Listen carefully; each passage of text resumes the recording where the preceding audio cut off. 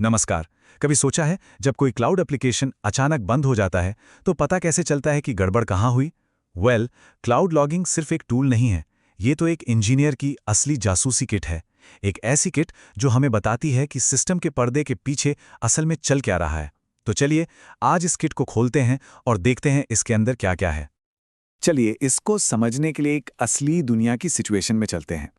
मान लीजिए ज़िपी बाइट नाम की एक बहुत पॉपुलर फूड डिलीवरी ऐप है और पीक आवर्स में मतलब जब सबसे ज़्यादा ऑर्डर आ रहे होते हैं वो अचानक फेल हो जाती है। और मज़े की बात यह है कि किसी को कुछ नहीं पता कि हो क्या रहा है।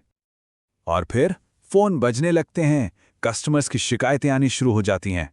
पेमेंट फेल हो रही है, ऑर्डर पूरा नहीं हो रहा, मतलब चारों तरफ से प्रेशर बढ़ रहा है। जाहिर है इसका सीधा असर बिजनेस पर पड़ रहा है और इंजीनियरिंग टीम के ऊपर इसे फौरन ठीक करने का जबरदस्त दबाव है। अब जरा दो हालात की कल्पना करते हैं। एक, जहां हमारे पास लॉग्स नहीं है, यहां पूरा सिस्टम एक ब्लैक बॉक्स की तरह है, कुछ नहीं दिख रहा, कोई आइडिया नहीं कि प्रॉब्लम आखिर है कहां।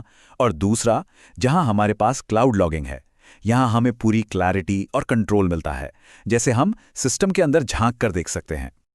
तो ये क्लाउड लॉगिंग आखिर है क्या चीज? सीधी भाषा में इसे एक जासूस की टूल किट समझिए। जब भी कोई सिस्टम फेल होता है ना, तो ये उस क्राइम सीन पर टॉर्च की तरह रोशनी डालता है और हमें सारे सबूत यानी कि क्लूज इकट्ठा करने में मदद करता है। क्लाउड लॉगिंग का जो मेन काम है वो है गूगल क्लाउड के सभी रिसोर्सेज से लॉग्स को अपने आप इकट्ठा करना। और इसकी सबसे बढ़िया बात, ये पूरी तरह से मैनेज्ड और सर्वरलेस है। मतलब हमें ना तो कोई सर्वर मैनेज करना है, ना ही स्किलिंग की टेंशन लेनी है, सब कुछ अपने आप होता है। और इसकी रेंज सच में बहुत बड़ी है। चाहे कंप्यूट इंजन की वीएम्स हों, जीकेई के containers, cloud run services, load balances या फिर VPC flow logs, cloud logging in सभी से और कई दूसरी सर्विसेज से भी लॉग्स खींच लेता है। इससे होता यह है कि हमें एक ही जगह पर पूरे के पूरे आर्किटेक्चर का सिंगल व्यू मिल जाता है। ठीक है, तो अब जब हमारे पास सबूत आ गए हैं तो अब बारी है उन्हें समझने की। अब हम लॉगिंग के जो मेन कंपोनेंट्स हैं उनके बारे में बात करेंगे। इनको आप ऐसे समझिए जैसे ये अलग अलग तरह के सुराग हैं जिन्हें एक जासूस इंजीनियर को एनालाइज करना होता है। तो देखिए, गूगल क्लाउड में मोटे तौर पर 5 तरह के लॉग्स होते हैं।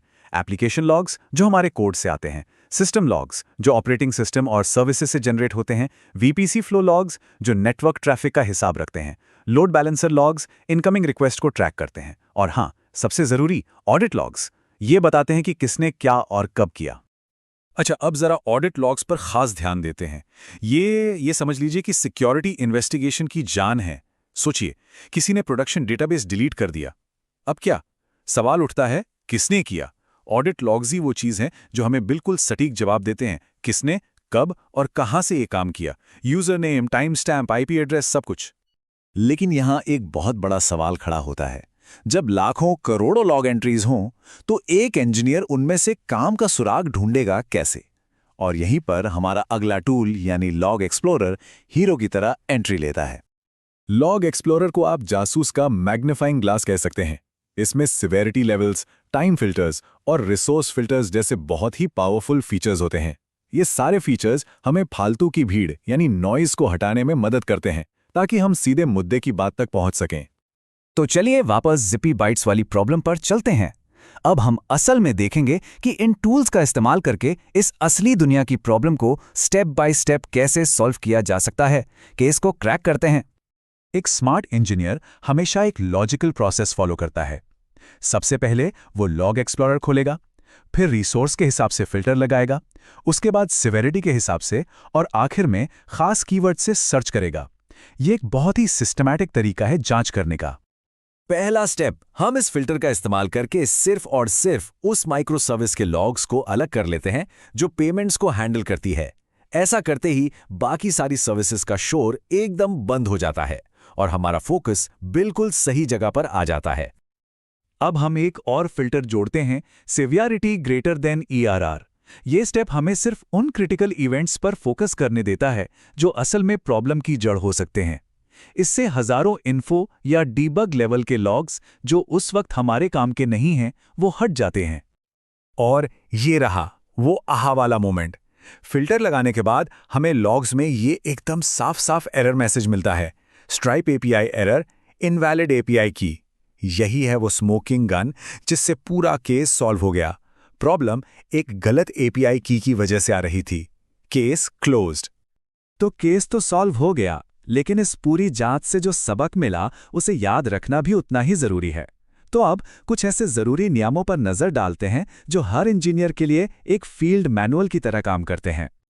देखिए, कुछ आम गलतियां हैं जिनसे हमेशा बचना चाहिए, जैसे कि जब तक सिस्टम फेल ना हो जाए तब तक लॉग्स को देखना ही नहीं, या फिर सिवियरिटी लेवल्स का सही से इस्तेमाल ना करना, या सिक्योरिटी के लिए ऑडिट लॉग्स को रेगुलरली चेक ना करना। अच्छी आदतें बनाना यहां बहुत जरूरी है। तो इस पूरी पड़ताल का निचोड़ क्या निकला? हमने समझा कि लॉग्स क्या हैं, वो कितने तरह के होते हैं, उन्हें फिल्टर कैसे किया जाता है, और डीबगिंग और सिक्योरिटी में उनकी क्या अहमियत है। ये कॉन्सेप्ट्स किसी भी क्लाउड एनवायरनमेंट की रीढ़ की हड्डी की तरह हैं। ये केस तो बंद हो गया, लेकिन एक जासूस का काम कभी खत्म नहीं होता। तो अब वक्त है अगले लेवल की स्किल्स की तरफ बढ़ने का।